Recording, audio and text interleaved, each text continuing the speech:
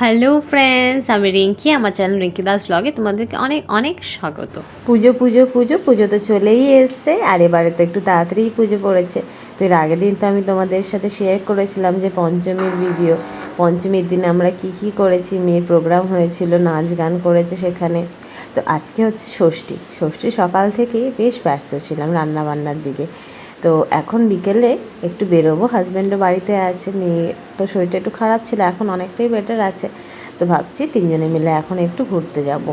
আমার মেয়ের কাণ্ড দেখো, আমি যেরমভাবে সাজবো ও সেরমভাবে সাজবে, ঠিক সেই সেই জিনিসগুলো অ্যাপ্লাই করবে। তারপর আজকে তোমাদের সাথে একেবারে আমি ষষ্ঠী সপ্তমী অষ্টমীর আমার লুক শেয়ার করব।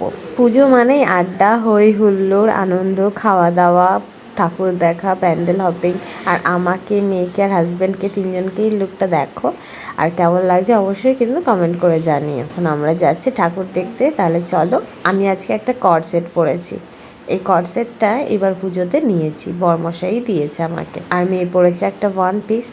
তো চলো এবার বেরিয়ে পড়ি দেরি না করে। প্রথমেই চলে এসেছি আমার মামা শ্বশুর বাড়ির পাড়ার প্যান্ডেলে। ভীষণ সুন্দর হয় প্রত্যেক বছর, এবারও কিন্তু সুন্দর হয়েছে।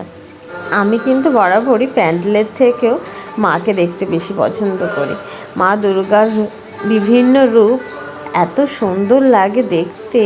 দেখো এখানেও যেরকম মায়ের প্রতিমাটা এত সুন্দর হয়েছে, দেখেই মনটা জুড়িয়ে যাচ্ছে যেন। তারপরে চলে এসেছিলাম এই প্যান্ডেলটাতে। এটা খুব সুন্দর হয়েছিল। এর থিম হচ্ছে বৃদ্ধাশ্রম। দেখো কি সুন্দরভাবে সাজানো হয়েছে, বাড়ির মতন, পুরো বৃদ্ধাশ্রমের মতন। আর ভেতরটাও কিন্তু যত রকমের বয়স্কদের জিনিসপত্র থাকে সেগুলো দিয়ে সাজানো ছিল।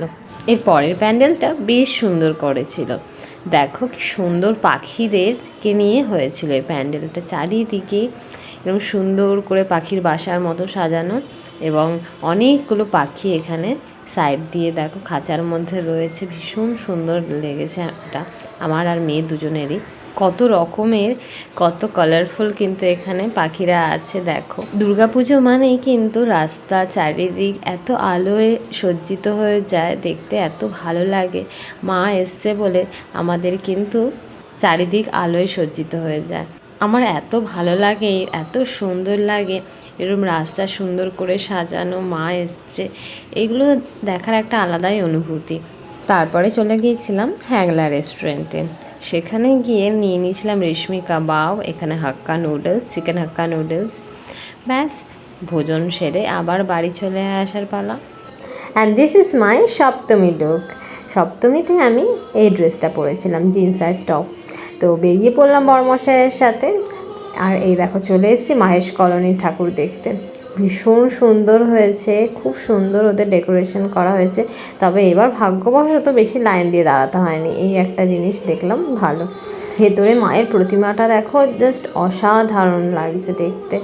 আর ডেকোরেশনটাও কিন্তু খুব সুন্দর হয়েছিল, ভেতরে সাজসজ্জা। আজকে কোনো প্যান্ডেলেই বেশিক্ষণ কিন্তু লাইন দিয়ে দাঁড়াতে হচ্ছে না। 6টা সাড়ে 6টার দিকে বেরিয়ে গেলে কিন্তু এই একটা সুবিধা হয় তাড়াতাড়ি। তো এই দেখো আরেকটা প্যান্ডেলে চলে এসেছি। সেখানে দেখো কি সুন্দর লাইটিং, আর পুকুরটার চারিপাশটা এত সুন্দর করে সাজিয়েছে, দেখে মনটা এত ভালো হয়ে যাচ্ছে। আমাদের শ্রীরামপুরে কিন্তু এখন দুর্গাপুজো অনেক ভালো হয় আগের তুলনায়। আর কলকাতাতে যেতে সত্যি কথা বলতে ভালো লাগে না, কারণ কি এত ভিড়, এমনিতেই আমার বেশি পছন্দ করি না। আর তারপরে এত লাইন দিয়ে ঠাকুর দেখা, মেয়েকে নিয়ে অসম্ভব ব্যাপার। তাই জন্য প্রত্যেক দিনই বরমশাই, মেয়ে আর আমি তিনজনে মিলে শ্রীরামপুরের মধ্যেই ঠাকুর দেখে নিই। বেশ অনেকগুলোই আশেপাশের ঠাকুর দেখে চলে গিয়েছিলাম মুখার্জি রেস্টুরেন্টে। এখন মনে হয় প্যান্ডেলের থেকে বেশি লাইন রেস্টুরেন্টের সামনে দিতে হয়। তাও যাই হোক, ভাগ্যবশত একটু তাড়াতাড়ি যাওয়াতে বেশিক্ষণ দাঁড়াতে হয়নি।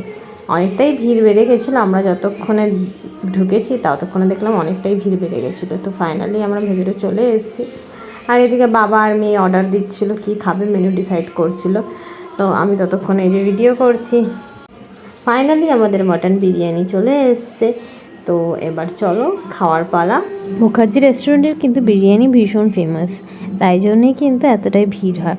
বন্ধুরা বাড়িতে তো চলে এসেছি। ষষ্ঠী সপ্তমী তো ভীষণ ভালো গেল, আর ওয়েদারটাও ভালো ছিল ঠাকুরের আশীর্বাদে। তো খাওয়া দাওয়া, ঘোরা, আড্ডা সব হয়েছে।